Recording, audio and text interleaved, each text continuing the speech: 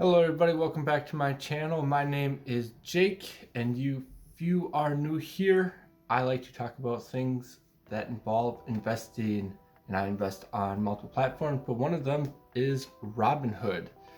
Robinhood has been in the news lately, and not in a good way, of course. They rarely are nowadays, but I've seen a kind of trend on YouTube about people talking about leaving Robinhood and that the platform is garbage and that it's just not worth putting your money into if you're gonna just lose it, right? So what I have done is dug in a little bit and found some information, and I just wanted to share with you why I personally am not leaving Robinhood, why I'm gonna stay with it and keep running with the platform that has treated me personally really well, and I hope to maybe shed a little light on all of the people leaving this app currently at the moment. But if you're new here, guys, make sure you like the video and subscribe. I do like to post videos twice a week, and I would appreciate every single one of you if you did.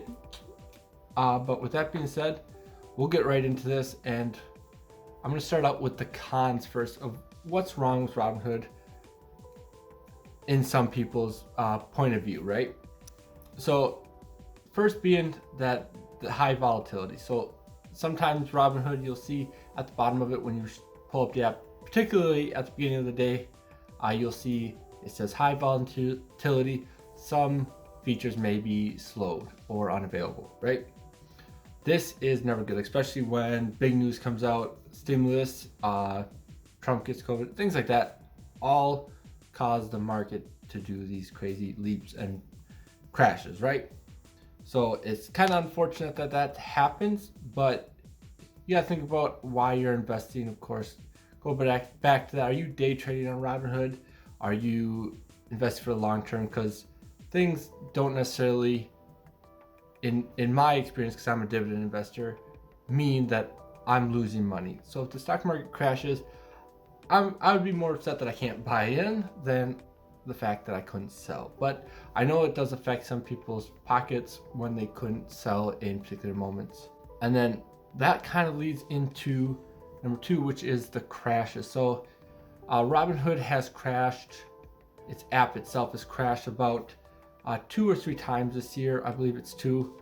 And people were unable to access their accounts to sell or buy stocks, and one of those were on one of the most crucial days of the stock market where people lost potentially tons of money, or vice versa, could have gained a lot of money. I have no defense of this. This is pretty much unacceptable. I agree with you there. They should have fixes for these things that are almost instant, and things like this just shouldn't happen. But if I could just say one thing on their defense, is that they have made it right with me instantly. When the stock platform crashed, I was supposed to get a dividend from Ford, and I didn't actually get that. I emailed them and I was paid that dividend instantly. Like, nothing came about it. I was compensated for what I lost, and that was that. I mean, I personally didn't get affected by that, but like I said, I am a long-term dividend investor. But the number one feature that I think is the most disappointing, and I think you find this with pretty much everybody unanimously, is their customer service.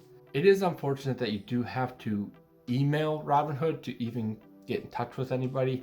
I wish there was a phone number you could just pick up and call. And like you'll hear on other people's videos as well, is that sometimes it could take up to 2-3 days even to get a response that it could be generic. Now, I personally have only had to deal with Robinhood's customer service about 2 or 3 times. And to be honest, one of those was way back when Robinhood first came out, so it was a lot quicker. But that being said, I do wish that they would hire more staff, get somebody in the office to say, hey, we're here to answer your calls, answer your questions. We're not just a name and a faceless corporation, because that is unfortunate. And I know they are rolling out features, new updates, and they are trying to expand into Europe. So I know it's hard for them right now, but that's still no excuse. They need to have someone there, in my opinion. But now, guys, we'll move on to the pros. So this is why I am not leaving Robinhood. Number one, look what Robinhood, the trend that Robinhood has set.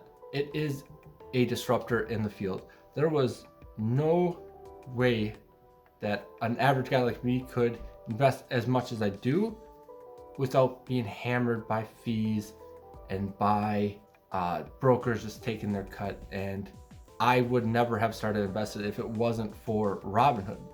And they were a disruptor in their field. Everybody copied their model essentially, and they've added tons and tons of features on top of what they had. Their platform was so slick and so easy to use to begin with when it came out in 2014. It was mind-blowing to me. I didn't start investing for a couple years after that, but I didn't understand how investing worked, and they got me introduced to it, and they helped me even establish baseline knowledge and interest in investing. And they kind of made it into a game. Me personally, I love video games, so their confetti at when you deposit money is just, it's fun. I mean, it's silly, it's fun, and you should be excited about investing. It shouldn't be this boring thing that people just do that are rich and boring themselves. I mean, I'm just your average guy, and I can go and put $50 into Tesla for all that matters, and they'll allow me to do it with their fractional shares. It's awesome what they were able to accomplish way back before anybody else. And everybody obviously has taken suit with that. And being a disruptor like Robinhood is, I feel like they are going to get the most flack. People are going to be looking at them to be like, what are you doing to fix your issues? What are you doing to keep pushing that bar forward, right? Then number two is, I've heard people complain that it is too easy to use Robinhood's app. Like, it's too easy to get into margin debt. It's too easy to trade options to get in deep with that. But I would argue right back at them that you need self-control. Like, you have options to get credit cards, you have options to get loans, you have options to get way over your head in a mortgage even.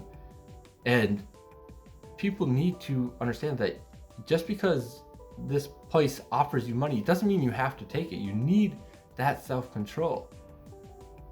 And people will complain that it's the gamification of Robinhood.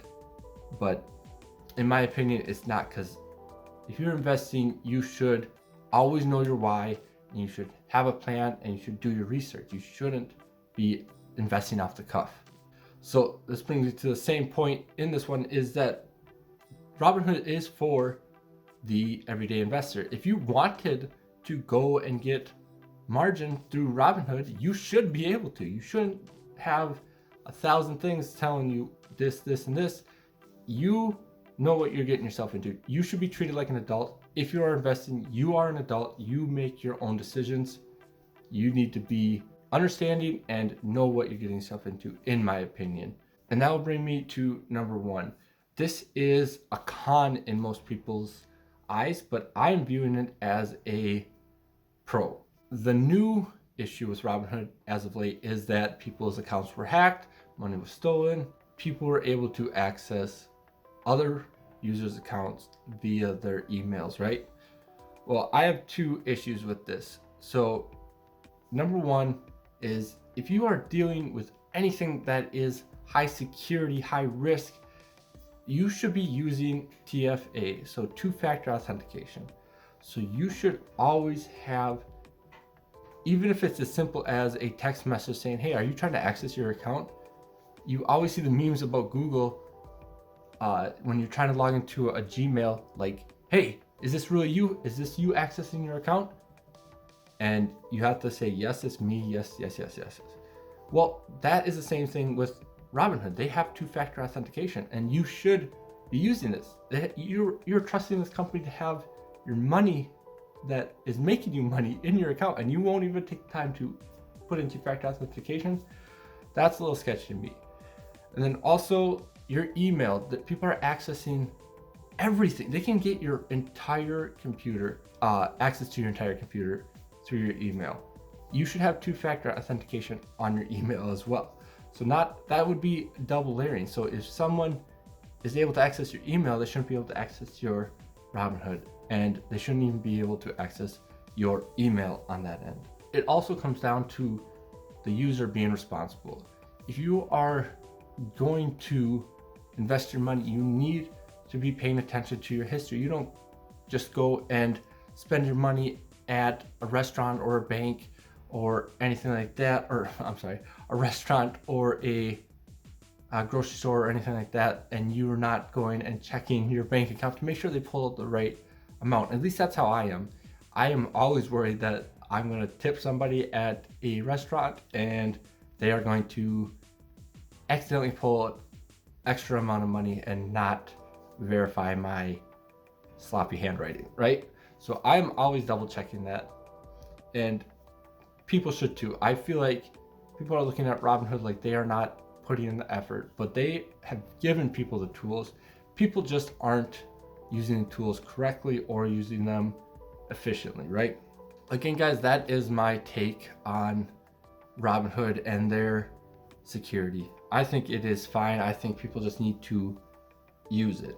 With that being said, guys, I just wanted to go on this little rant about Robinhood and about how people are not pointing the blame necessarily in the right direction. Obviously, Robinhood has its flaws. They need to fix things. This is understood.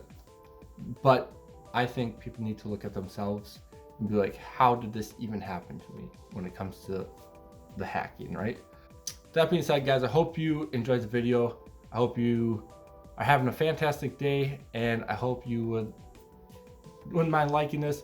If you have any other issues with Robinhood or things that you like about Robinhood, I would love to hear them. I'd love to hear what brokerages accounts you guys are using and what you think about them, and if they have had any issues, because I know it's not just Robinhood, but like I said, they're a disruptor, so they're going to get the fingers pointed at them.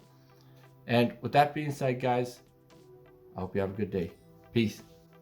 Also, guys, I hope you don't feel like I am pushing you toward Robinhood. You do not need to use Robinhood. There's tons of brokerages that you can be using, and I hope that you are using them, because investing, number one, is the most important thing you can do. But if you are not yet into Robinhood and you would like to take a look into Robinhood, if you use my link down below, you can get a free stock. I can get a free stock as well. Also, you'll see my Acorn account down there. If you use that link, you will get $5 in your Acorn account. I'll get $5 as well. That is being donated to charity at the end of the year, or at the end of 52 weeks on my end. Anything that you add to that will also be included in that as well. Then finally is Yada. If you guys haven't heard, Yada Bank in the US is a prize-based bank account. You can use my code down below and you will receive 100 free tickets. I will receive 100 free tickets as well, and we can win some big money, potentially. All right, guys, thanks.